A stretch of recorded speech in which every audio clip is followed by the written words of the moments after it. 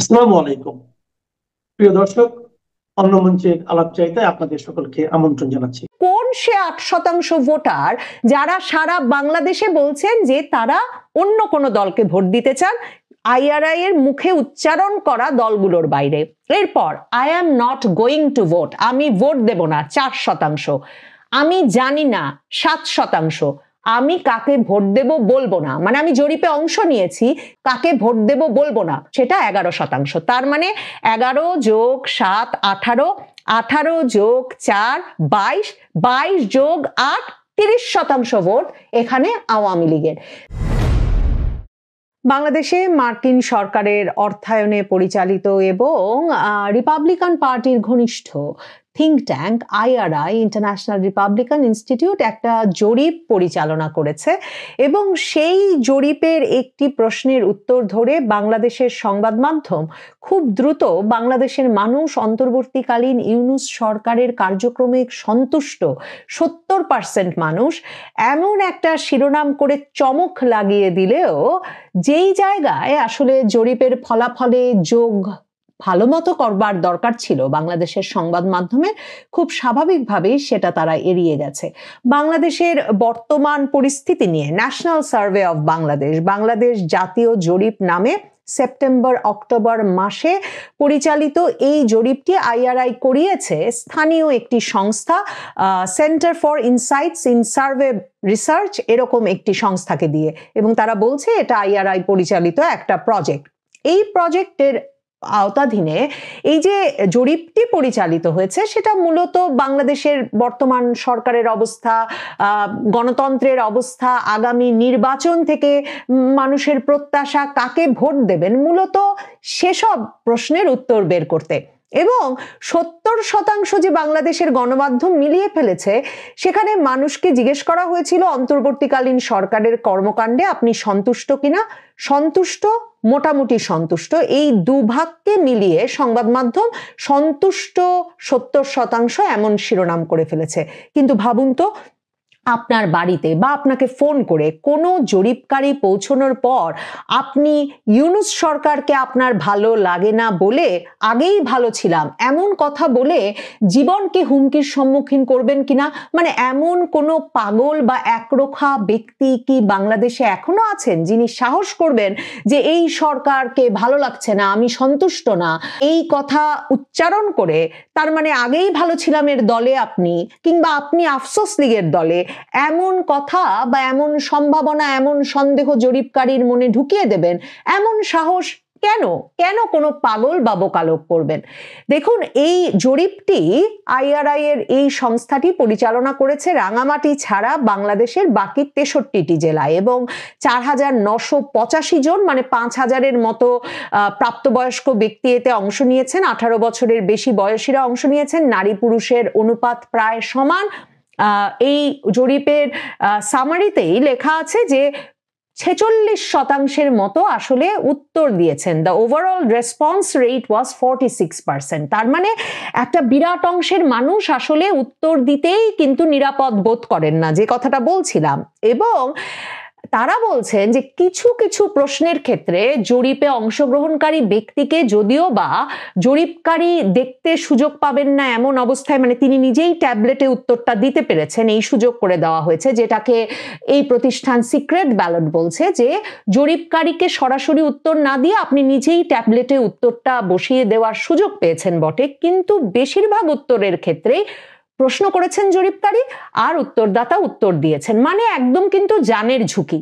এই জানের ঝুঁকি নিয়েও বাংলাদেশে শুধুমাত্র এই জরিপটি নয়, যত যত জরিপ 2024-এর আগস্টের পর থেকে হচ্ছে, সবগুলো জরিপে যেই যোগফলটা বের করার কাজটা এড়িয়ে যাচ্ছেন বাংলাদেশের জরিপকারীরা এবং সংবাদ মাধ্যমের কর্মীরা, সাংবাদিকেরা, সেটা হচ্ছে এই যে একটা বিরাট সংখ্যক মানুষ বলছেন তারা সিদ্ধান্তহীন, কাকে ভোট দেবেন। এদের আবার একটা বিরাট শতাংশ ভোট দিতে চান, কিন্তু কাকে ভোট দেবেন সেটা বলতে চান না। অন্য কোনো দলকে ভোট দিতে চান সেরকম একটা কথা বলছেন, মানে বিএনপি, জামায়াতে ইসলামী, এনসিপি, এসব দলের বাইরে অন্য কাউকে ভোট দিতে চান সেটা বলছেন। আবার অনেক সাহসীরা এমনকি বলে বসছেন তারা আওয়ামী লীগকে ভোট দিতে চান। ওই সব সংখ্যাগুলো যোগ করলে যারা বলতে চান না কাকে ভোট দেবেন, যারা বলছেন তারা অন্যান্য দলকে ভোট দিতে চান, এবং যারা বলছেন তারা এখনো ঠিক করেন নাই, সিদ্ধান্তহীন, এসব যোগ দিলে সংখ্যাটা এমন দাঁড়াচ্ছে যে বিএনপি, জামাত, এনসিপি সহ এই যে দলগুলো আওয়ামী লীগকে বাইরে রেখে কেন নির্বাচন করতে চাইছে সেটা পরিষ্কার হয়ে যাচ্ছে। আইআরআই পরিচালিত এই জরিপটার কথাই যদি সরাসরি বলি, একদিকে শিরোনাম করেছে সবগুলো সংবাদ মাধ্যম যে জামায়াতে ইসলামী একরকম বিএনপির ঘাড়ে নিঃশ্বাস ফেলছে, মানে জামায়াতে ইসলামী আগামী সপ্তাহে যদি ভোট হয় তাহলে জরিপে অংশগ্রহণকারীরা বলছেন, যারা উত্তর দিয়েছেন তারা বলছেন যে 26% জামায়াতে ইসলামীকে ভোট দেবেন আর বিএনপিকে ভোট দেবেন 30%, মানে 4% পার্থক্য আছে। কিন্তু সেখানে আবার ইসলামী আন্দোলন বাংলাদেশ কিন্তু 4% ভোট পাচ্ছে। তাহলে দেখেন জামায়াতে ইসলামী এবং ইসলামী আন্দোলন বাংলাদেশ তো একরকম ঘোষণা দিয়েই ফেলেছে তারা ইসলামী দলগুলোর সব ভোট এক বাক্সে আনতে তারা একটা জোটের মাধ্যমে নির্বাচন করার কথা, মানে সমঝোতার মাধ্যমে নির্বাচন করার কথা, এক আসনে যাতে তাদের সম্মিলিতভাবে একজন প্রার্থী থাকেন সেটা নিশ্চিত করার কথা ভাবছেন। এবং এরই মধ্যে কিন্তু জামায়াতে ইসলামী, ইসলামী আন্দোলন বাংলাদেশ, মামুনুল হকের খেলাফত মজলিস সহ 8টি সমমনা দল মিলে তারা গণভোটে হ্যাঁ ভোটের পক্ষে ভোট দেওয়ার জন্য প্রচারণাও শুরু করেছেন। সমঝোতার হিসাবটা ঘোষণা দেওয়া এখন শুধু বাকি। তাহলে পরিষ্কার বিএনপির ভোট আছে 30% এবং বিএনপি নিজের মধ্যেই ছত্রভঙ্গ। তারপর এখন মাথায় রাখতে হবে যে খালেদা জিয়ার যে শারীরিক পরিস্থিতি, সেখানে খালেদা জিয়ার নেতৃত্বে বিএনপি নির্বাচনে যাওয়ার একরকম সিদ্ধান্ত নিয়ে ফেলেছিল, সেটা পরিষ্কার বোঝা যাচ্ছে যখন বিএনপি 3টি আসনে তাকে মনোনয়ন দিল আর একটা আসনে মনোনয়ন নিলেন তারেক রহমান, এবং তারেক রহমানের দেশে ফেরা যখন একরকমের এখনো অনিশ্চিত, খালেদা জিয়া কঠিন রোগশয্যায়, তখন একদিকে যেমন বিএনপির নেতা তারেক রহমান সত্যি যদি মায়ের রোগশয্যার পাশে এসে দাঁড়াতে পারেন এবং দেশে ফিরে দল, মা, দেশ এসবের দায়িত্ব নিতে পারেন, তাহলে পুরো ব্যাপারটা কিন্তু আসলে ডিসেম্বর মাসে এসে একদম পাল্টে যেতে পারে। মানুষের আবেগ, অনুভূতি এবং এর মাধ্যমে বিএনপি ঐক্যবদ্ধ হতে পারে। কিন্তু ঘটনা যদি উল্টো ঘটে, মানে তারেক রহমান শেষ পর্যন্ত যদি দেশে ফেরার সাহস না করেন, তাহলে বিএনপি যে ধরনের ছত্রভঙ্গ হয়ে পড়বে, মানে এখনই ঐক্য নাই, আসনে আসনে সহিংসতা ঘটছে, তাহলে এই যে জামায়াতে ইসলামীর 26% আর ইসলামী আন্দোলনের 4% মিলে 30% ভোট এরই মধ্যে জামাত এবং জামাতের সমমনা দলগুলোর আছে বলে নিশ্চিত হওয়া যাচ্ছে, এই জরিপের মাধ্যমে বিএনপির পক্ষে সেটাকে কিছুতেই টেক্কা দেওয়া সম্ভব হবে বলে মনে করবার এই মুহূর্তে কোনো কারণ ঘটছে না। তার মানে বিএনপি জরিপগুলোতে, যতগুলো জরিপ হয়েছে মনে করে দেখুন 2024-এর আগস্টের পর থেকে প্রত্যেকটিতে দেখা যাচ্ছে মাস যত গড়াচ্ছে জামাতের ভোট বাড়ছে, বিএনপির ভোট কমছে। যেই সূত্র মিলিয়ে বিশ্লেষকরা বলে আসছিলেন যে জামাত যে ভোট পেছাতে চায়, আগস্টের পরপরই যে সে ভোট তার পক্ষে ছিল না, এই যে সংস্কার, বিচার, তারপরের নির্বাচনের কথা বলছিল, কারণ জামায়াত একদিকে যেমন গুছিয়ে আনতে চেয়েছে, আরেক দিকে জানতো যে এই পরিস্থিতিতে বিএনপি যে পরিমাণ উচ্ছৃঙ্খলতা, চাঁদাবাজি বা বিভিন্ন সহিংসতায় জড়িয়ে পড়বে, বিএনপির ভোট ক্রমাগত কমবে, জামাত তৃণমূলে আরো কাজ করতে পারবে, জামাতের ভোট বাড়বে। সেই একই ব্যাকরণই কিন্তু রাজনীতিটা চলছে। বাংলাদেশের রাজনীতির ব্যাকরণ বদলে ফেলাটা এত সহজ না। এই জরিপ বলছে যে ন্যাশনাল, মানে সিটিজেন পার্টি, মানে এনসিপি, জাতীয় নাগরিক পার্টি, এই 2024-এর তরুণ নেতাদের দল, সেটা 6% ভোট পাবে, জাতীয় পার্টি পাবে 5% ভোট। মনে রাখবেন আইআরআই, ইন্টারন্যাশনাল রিপাবলিকান ইনস্টিটিউট হচ্ছে সেই সংস্থা মার্কিন যুক্তরাষ্ট্রের রিপাবলিকান পার্টির যারা ক্রমাগতভাবে, মানে 2024-এর আগস্টের পর থেকে কখনো জাতীয় পার্টির সঙ্গে আলোচনা বন্ধ করে নাই। সব সময় তারা জাতীয় পার্টির সঙ্গে আলোচনা বজায় রেখেছে এবং সরকারকে বারবার বলেছে যে অংশগ্রহণমূলক নির্বাচন হতে হবে, যাতে জাতীয় পার্টির অংশ নেওয়ারই কথা নিতেই হবে। এমনকি এবছর যখন মার্কিন যুক্তরাষ্ট্র থেকে ইন্টারন্যাশনাল রিপাবলিকান ইনস্টিটিউটের প্রতিনিধি দল এসেছে, যারা কিনা প্রধান উপদেষ্টার সঙ্গেও সাক্ষাৎ করেছেন, বাংলাদেশের সকল রাজনৈতিক দল দলের সঙ্গে সাক্ষাৎ করেছেন, তখন তারা জাতীয় পার্টির দুই অংশের সঙ্গেই সাক্ষাৎ করেছে। তো তারা এই জরিপেও জাতীয় পার্টির নাম কিন্তু একদম উচ্চারণ করে লিখেছে যে জাতীয় পার্টি কত শতাংশ ভোট পাবে। তার মানে জাতীয় পার্টিকে তারা নির্বাচনে অংশ যে নিতেই হবে এই বার্তাটা আবার ইউনূস সরকারকে দিয়েছে, এবং জাতীয় পার্টিকে তারা প্রধানতম দলগুলোর মধ্যে রেখেছে, এবং জাতীয় পার্টি এখানে দেখা যাচ্ছে 5% ভোট পাবে। এরপর আসুন আওয়ামী লীগের ভোটের হিসাবে। এখানে দলের নাম একদম উল্লেখ করা আছে, বিএনপি, জামাতে ইসলামী, ন্যাশনাল সিটিজেন পার্টি, এনসিপি, জাতীয় পার্টি, ইসলামী আন্দোলন বাংলাদেশ। এই দলগুলোর ভোট আমি দেব, এটা বলতে বাংলাদেশে এখন কোনো প্রাণের ঝুঁকি নাই। এই দলগুলোতে আমি ভোট দিলে আমি নিশ্চয়ই গলা ফুলিয়ে গলা বড় করে সেটা বলতে পারবো, একদম যুক্তিসঙ্গত কথা, যেটা মানে কারো মধ্যে এখন কোনো রকম বাধা বা মানে কোনো অস্বস্তি নাই এই দলগুলোর সমর্থক হিসেবে নিজেদেরকে ঘোষণা করতে। এই অবস্থায় সাম আদার পার্টি, মানে এই দলগুলোর বাইরে সাম আদার পার্টি অন্য কোনো দলকে ভোট দেবেন তারা, সেই জায়গায় 8% এসে বলেছেন তারা অন্যান্য দলকে ভোট দেবেন। তো আপনারা কি মনে করছেন যে এই অন্যান্য দল মানে গণ অধিকার পরিষদ, এবি পার্টি, কি জুনায়েদ সাকির দলটা গণসংহতি পরিষদ, এসব দলের, বা মাহমুদুর রহমান মান্নার নাগরিক ঐক্য, আরো তো অনেক নতুন নতুন দল আসছে, মানে হাদির দল আছে, ইনকিলাব মঞ্চ, নিশ্চয়ই তাদের কথা বলে নাই, কারণ তারা তো কোনো বাংলাদেশের 63টা জেলায় তো এদের কোনো অবস্থান নাই, এদের মূল অবস্থান টক শোতে, সংবাদ মাধ্যমে। তাহলে কোন সে 8% ভোটার যারা সারা বাংলাদেশে বলছেন যে তারা অন্য কোনো দলকে ভোট দিতে চান, আইআরআই এর মুখে উচ্চারণ করা দলগুলোর বাইরে? এরপর I am not going to vote, আমি ভোট দেব না 4%, আমি জানি না 7%, আমি কাকে ভোট দেব বলবো না, মানে আমি জরিপে অংশ নিয়েছি, কাকে ভোট দেব বলবো না, সেটা 11%। তার মানে 11 যোগ 7 18, 18 যোগ 4 22, 22 যোগ 8 30% ভোট এখানে আওয়ামী লীগের। শেখ হাসিনা এই কথাটাই বলেছেন যে ম্যাস ভোটার বয়কটের মাধ্যমে, গণ বয়কটের মাধ্যমে আগামী নির্বাচনটা আসলে অর্থহীন হয়ে পড়বে, কারণ আওয়ামী লীগের ভোটাররা কাউকে ভোট দিতে যাবেন না। মানে ওই যে আমি বলছিলাম বাংলাদেশের ভোটের ব্যাকরণটা বদলে ফেলা এত সহজ নয়। তো এমনকি গত মাসে সপ্তাহ দুয়েক আগে বিওয়াইএলসি, বাংলাদেশ ইউথ লিডারশিপ সেন্টার, একটা ইউথ ম্যাটার সার্ভে, একটা যুব জরিপ পরিচালনা করেছিল, যেখানে দেশের 8টি বিভাগের 27টি জেলার 18 থেকে 35 বছর বয়সী 2500 জনের বেশি তরুণ অংশ নিয়েছিল, এবং এটাও সরাসরি সাক্ষাৎকারের মাধ্যমে অনুষ্ঠিত হয়েছিল।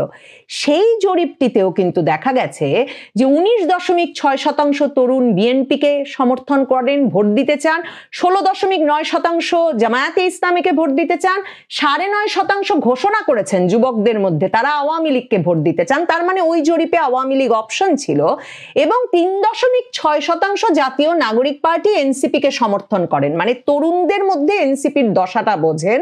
কিন্তু ওই জরিপেও বাংলাদেশের 30% তরুণ বলেন যে তারা এখনো সিদ্ধান্ত নিতে পারেন নাই আসন্ন জাতীয় নির্বাচনে তারা কাকে ভোট দেবেন। আর 17.7% তরুণ, মানে 18% তরুণ বলেছেন তারা তাদের পছন্দের দলের নাম প্রকাশ করতে অনিচ্ছুক। তাহলে 30-এর সঙ্গে 18 যোগ করুন, 48, 48-এর সঙ্গে 9.5 আওয়ামী লীগের যোগ করুন। কাজেই ধারণা করা যায় এই 57.5%-এর একটা বিরাট অংশ আওয়ামী লীগের ভোটার। এই অবস্থায় সরকারের মিত্র বিশ্লেষক ডেভিড বার্গম্যান তিনি পর্যন্ত উদ্বেগ প্রকাশ করে প্রথম আলোতে এই রকম একটা কলাম লিখতে বাধ্য হয়েছেন যে বিএনপি ও জামায়াতের পার্থক্য কম, অনিশ্চিত ভোটার বেশি। সেখানে একদিকে যেমন তিনি লিখছেন যে যতগুলো জরিপ হয়েছে গত সরকারের পতনের পর থেকে একটার পর একটা প্রায় একই রকম ফল দেখাচ্ছে, এবং এর পাশাপাশি তিনি বলেছেন যে 10% যে ঘোষণা দিয়ে তরুণেরা বলছেন যে তারা আওয়ামী লীগকে ভোট দিতে চান, এটা একটা খুব উল্লেখযোগ্য ঘটনা। মানে তাকে এটা ভীষণ অবাক করেছে, কারণ তারা ভেবেছিলেন যে আওয়ামী লীগের স্বৈরাচারী শাসনে বিএনপির জনপ্রিয়তা অত্যন্ত বেড়ে যাবে, কিন্তু তারা দেখছেন সেটা একেবারেই হয়নি, বরং কমে এসেছে।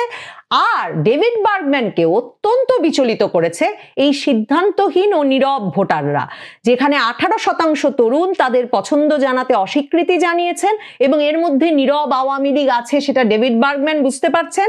তবে তিনি ওই যে আরো 17.7%, প্রায় 18% যে বলেছেন তারা ভাই দলের নাম জরিপকারীদের সামনে বলবেন না, মানে জীবনকে হুমকির মুখে ফেলবেন না, তাদের মধ্যেও যে আওয়ামী লীগ আছেন ডেভিড বার্গম্যান সেই বিষয়টি, সেই সম্ভাবনাটি চেপে গেছেন। আইআরআই এর জরিপেরই আরেকটা ইন্টারেস্টিং উত্তর দিয়ে শেষ করি, যেখানে যারা জরিপে অংশগ্রহণ করেছিলেন তাদেরকে জিজ্ঞেস করা হয়েছিল যে যেসব দলের নাম এই জরিপে উল্লেখ করা হয়েছে, মনে রাখবেন আইআরআই এর জরিপে আওয়ামী লীগের নাম উল্লেখ করা হয় নাই, সেসব দল নিয়েই আপনি সন্তুষ্ট নাকি আপনি অন্য নতুন কোনো পলিটিক্যাল পার্টি দেখতে চান? তখন 52%ই বলেছেন তারা সন্তুষ্ট নন ওই সব নামে। কাজেই বুঝুন, নির্বাচনটি আওয়ামী লীগ ছাড়া করা ক্রমেই অসম্ভব হয়ে পড়ছে ইউনূস সরকারের পক্ষে। আর আওয়ামী লীগ এবং জামায়াতের জনপ্রিয়তা যখন ক্রমাগত বাড়ছে, তখন ডেভিড বার্গম্যান যেমনটা বলেছেন, বিএনপি সম্ভবত ক্রমেই অপ্রাসঙ্গিক হয়ে পড়ছে। বাংলাদেশের রাজনীতি এখন একটি শ্বাসরুদ্ধকর উত্তেজনার মাঝ দিয়ে যাচ্ছে। একদিকে আছেন গুরুতর অসুস্থ আইসিইউতে চিকিৎসাধীন সাবেক প্রধানমন্ত্রী খালেদা জিয়া, অন্যদিকে শুধু লন্ডনে বসে থাকা বিএনপির ভারপ্রাপ্ত চেয়ারম্যান তারেক রহমান। এই সপ্তাহে এই নাটকে এমন কিছু মোচড় এসেছে যা হলিউডের থ্রিলার কেউ হার মানায়। এক পাশে সরকার রাতের আধারে বিএনপির চেয়ারপারসনকে ঘোষণা করছে ভিভিআইপি এবং মোতায়েন করছে দেশের সবচেয়ে পেশাদার নিরাপত্তা বাহিনী এসএসএফ। আর অন্য পাশে মায়ের জীবন সংকট মুহূর্তেও ছেলে তারেক রহমান বলছেন দেশে ফেরা আমার একক সিদ্ধান্তের উপর নির্ভরশীল নয়।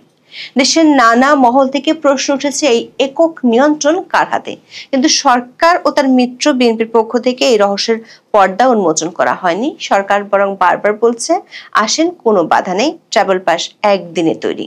তাহলে বাধাটা কোথায়? তারেক রহমানের দেশে ফেরা নিয়ে সামাজিক মাধ্যমে যেভাবে আলোচনার ঝড় বইছে তার প্রেক্ষিতে বিএনপির পক্ষে সবশেষ যে বার্তা দেওয়া হয়েছে সেটি ভিন্ন ইঙ্গিত দিচ্ছে। অসুস্থ খালেদা জিয়াকে যদি বিদেশে চিকিৎসার জন্য নেওয়া হয় তাহলে তারেক রহমানের ফেরার সম্ভাবনা নেই বললেই চলে। এমনকি তারেক রহমানের ফেরা নিশ্চিত নয় বলে সরকারের কাছে তার নিরাপত্তার জন্য ব্যবস্থা নিতে আবেদনও করা হয়নি। এমন অবস্থায় প্রশ্ন উঠেছে বিষয়টি কি এমন, তারেক রহমান না ফিরে বরং মা খালেদা জিয়াকে লন্ডনে নেওয়া যায় কিনা সে চেষ্টা চলছে। বিস্তারিত জানতে চলুন যাওয়া যাক বিশ্লেষণে।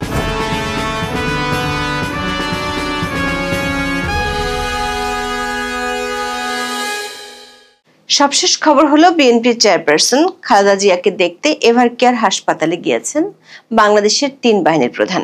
2 ডিসেম্বর রাতে সেনাপ্রধান জেনারেল ওয়াকারুজ্জামান, নৌবাহিনীর প্রধান অ্যাডমিরাল মোহাম্মদ নাজমুল হাসান এবং বিমান বাহিনী প্রধান air chief marshal Hasan Mahmud Khan Evercare হাসপাতালে যান। দর্শক, আপনাদের হয়তো মনে আছে গত জানুয়ারিতে খালেদা জিয়া লন্ডনে চিকিৎসা করতে যাওয়ার আগে তার বাসায় গিয়েছিলেন সেনাপ্রধান জেনারেল ওয়াকারুজ্জামান।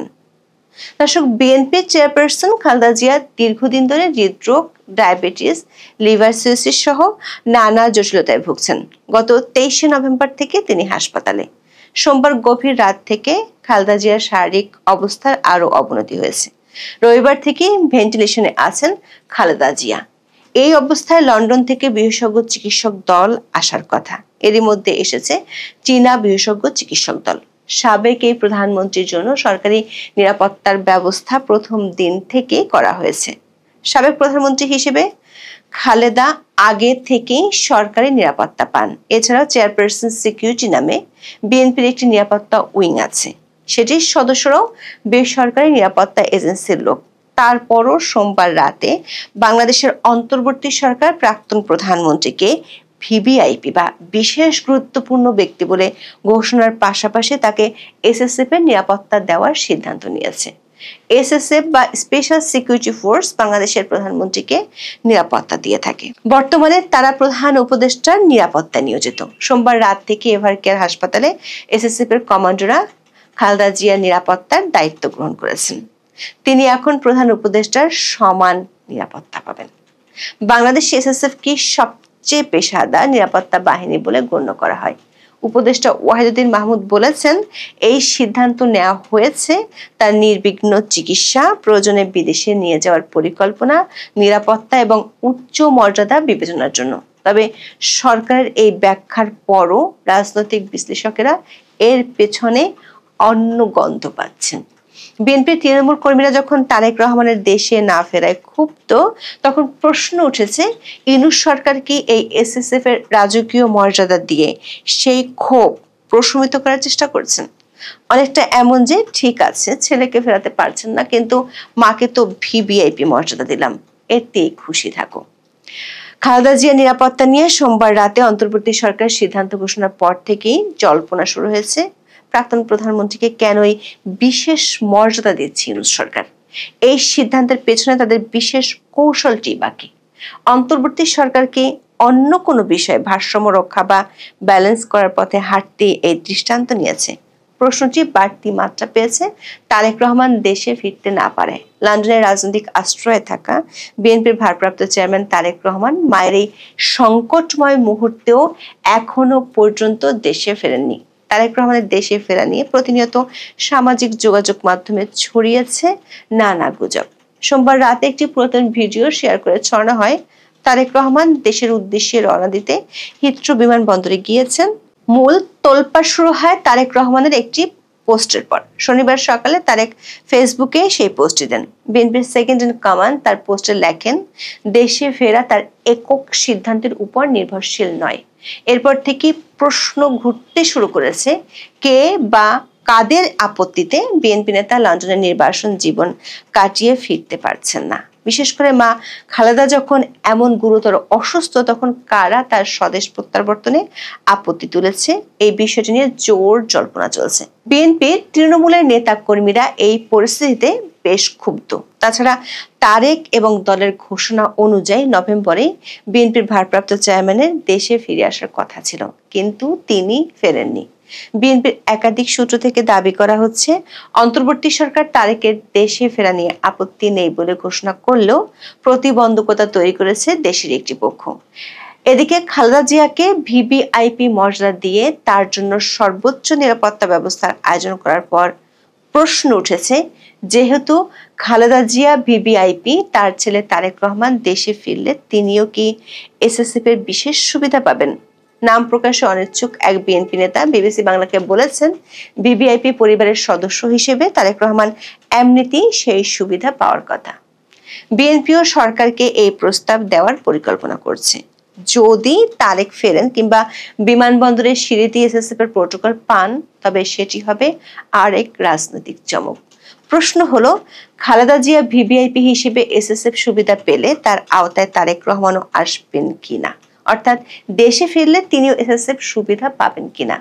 বিএনপির চেয়ারপারসনের নিরাপত্তা উপদেষ্টা অবসরপ্রাপ্ত মেজর জেনারেল ফজলে ইলাহি আকবর বিবিসি বাংলাকে বলেছেন, মিস্টার রহমান দেশে ফেরার পর তার নিরাপত্তার বিষয়টি বিবেচনা করে এসএসএফ সুবিধা দেওয়ার একটি প্রস্তাব সরকারকে দেওয়ার পরিকল্পনা তাদের আছে।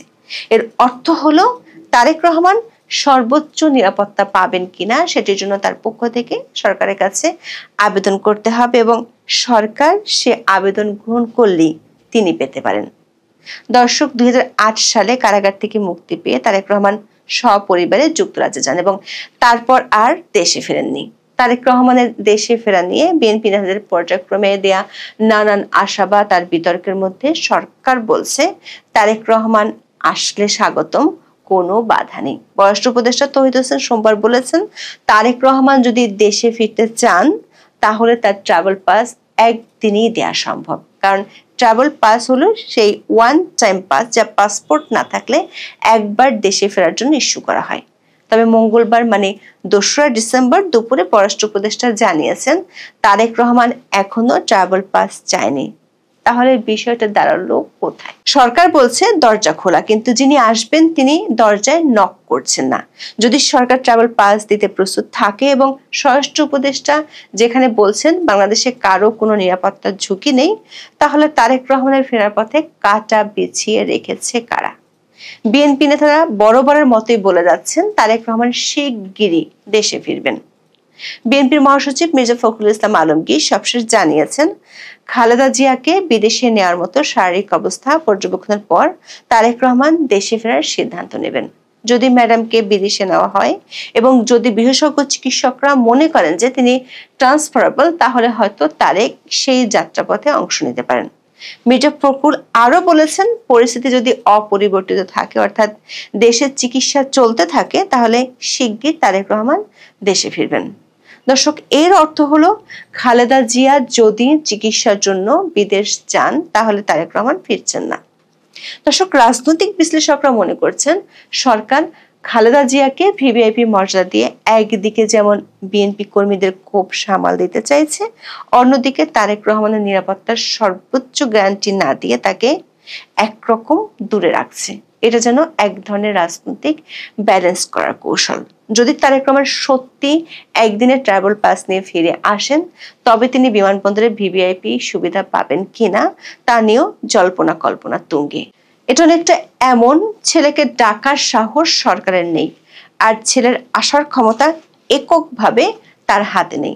সবাই এখন অপেক্ষায় কখনই অদৃশ্য নিয়ন্ত্রণকারী শক্তি তাদের স্পর্শকাতর বিষয়ে বিস্তারিত বর্ণনার অবকাশ দেবেন। এখন এই পর্যন্ত, সবাই ভালো থাকুন।